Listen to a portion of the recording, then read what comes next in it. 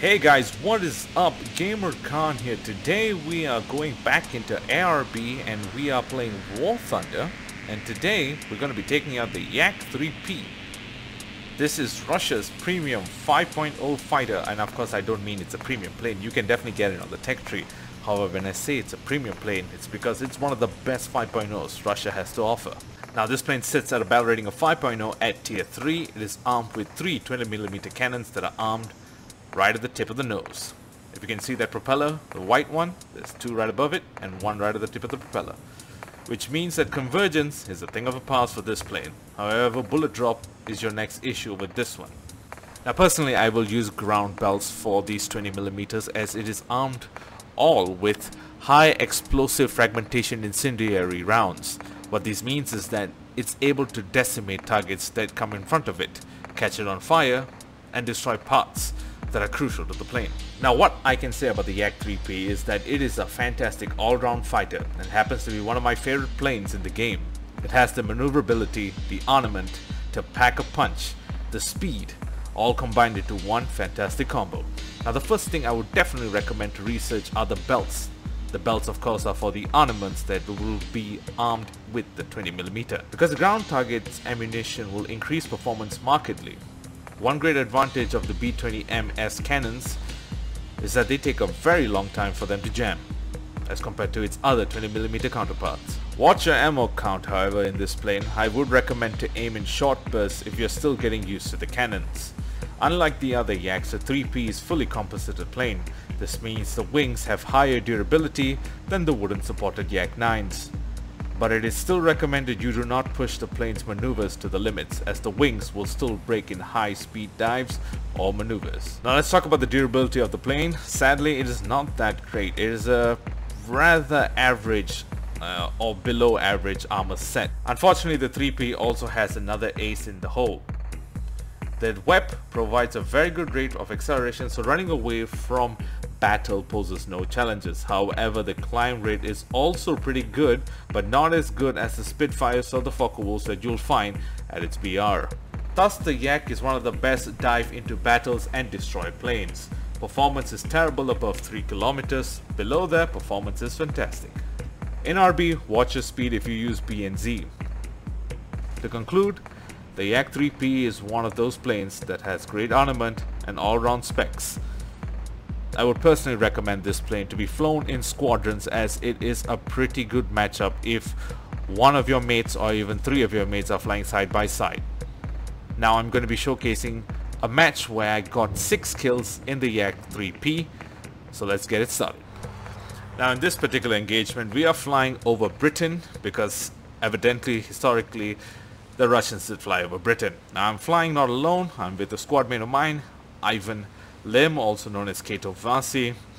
Now the enemy is comprised of basically a mixed RB. There's Japanese, Italians, Germans all bundled up in that, well, team. And I am climbing up right now to about 3,500 meters. I want to make sure that I get to 4,000 before I start going down.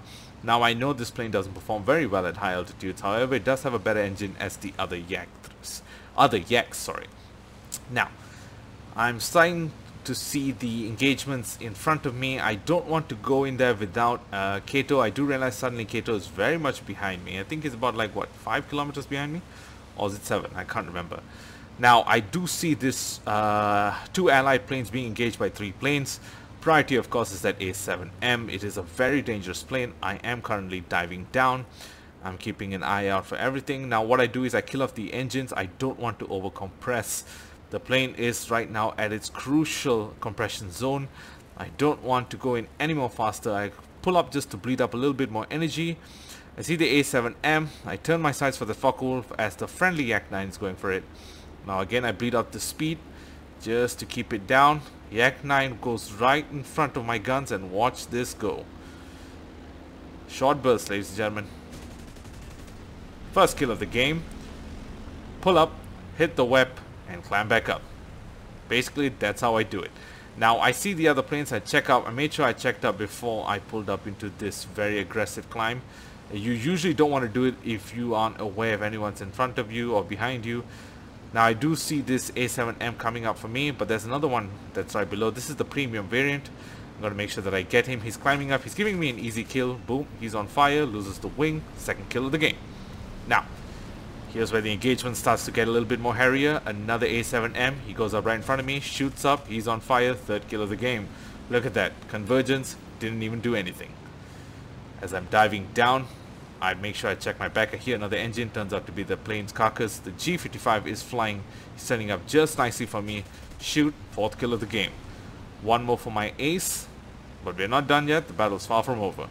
Now this is when the entire allied team comes up towards me. Kato dives up. Kato was actually pretty good in this match. He was letting me know where the enemy targets were, what was behind me. He knew I was pretty busy engaging targets. He was a good friend. He was a good ally. And he does his job very well. He actually does also score a supporting fire and teamwork. So right now we are currently climbing up. I don't know where the other enemy targets are. In a short while, Kato will direct me to the top, as then I realize that there's an A7M right above me, and I start climbing. But then I see this KI-84. It's surprised attack Kato. Kato managed to dodge and survive it. I told Kato, come towards me. I will try to save you. Now I am going full speed towards this KI-84. No one attacks one of my teammates, but I realize this A7M is diving, and I alert Kato of it to make sure Kato doesn't die. He's trying to do some maneuvers right now. It's a very tricky situation. It was very nerve-wracking. I hope Kato didn't die, but Kato was on form today. And that A7 is, I think it's climbing towards in front of me. Spitfire, I think, misses the engagement. He's going up. Spitfire turns. Now I know the Spitfire will probably be dead if that A7M keeps doing vertical maneuvers. Shoot up. Boom. He's on fire. And that's going to be my 5th kill of the game. And then Kato points it up to the other planes that are high above me. Now I'm not going to pay attention to that A7M. I've got bigger targets to fry. Now I see this Focke-Wulf coming up. He's diving towards Kato. I tell Kato to dodge. He turns toward Kato. I told Kato, you better start maneuvering so that I can shoot. I let Kato know to pull up just in case. And the Focke-Wulf doesn't take the bait, but he gives me enough time to adjust my aim. And I practically get a pretty good burst. He's on fire. Boom. Now the next engagements happen to be these guys. Now these guys are coming up towards me. At this point I realize I'm running very low on ammunition. I've taken out 6 of their planes already. There we go, 6th kill of the game. As you can see, Professional 6 and Shadow Streak 6. I don't know what exactly to do, so I'm just going to be baiting for Kato and my entire team. I see this K-84 turning up towards Kato. The 109G is diving towards me. Kato calls it out. Good call, Kato. And I start maneuvering. Now I know that 109 will be able to climb back up much more quicker as compared to me. However, the Lavochkin 7 gets a good hit on him, I think, if I can clearly remember. He starts shooting up. I realize the Focke-Wulf is climbing up on my left. The allied team that we have was doing such a good job.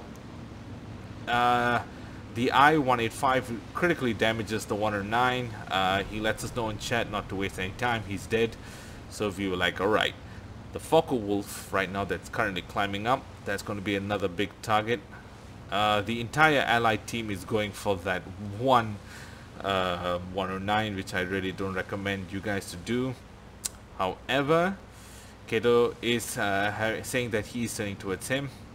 I don't pay attention actually to this point, which was quite dangerous. They could have actually gotten me quite quick. The Focke-Wulf is climbing up and the Ki-84 is right above me. I try to angle and try to see if I can get a good shot on him. Can't remember if I do actually. I think I may have gotten a little bit of hits, but nothing serious. I pull down my nose. Now at this point I know not to go a turn fight with the Ki-84. It is way more agile than me. However, I am able to go faster than him. I do a quick roll, a dive, and I get out of that hairpin. I don't want to be in that without my allies protecting me. Most of my allies right now are at point of returning back to base, so I make sure that I maintain up. Now, I'm not sure if the enemy team realized that I was the guy that got 6 kills, so they probably wouldn't realize that I was very low on ammunition. However, I made sure that I did not land, because if I did, my entire team would have been screwed. Now, at this point, that was actually quite funny, because Kato shot down a friendly Lavoshkin 7 through accident, as you can see in the chat. And yeah, he crashed, which was quite sad.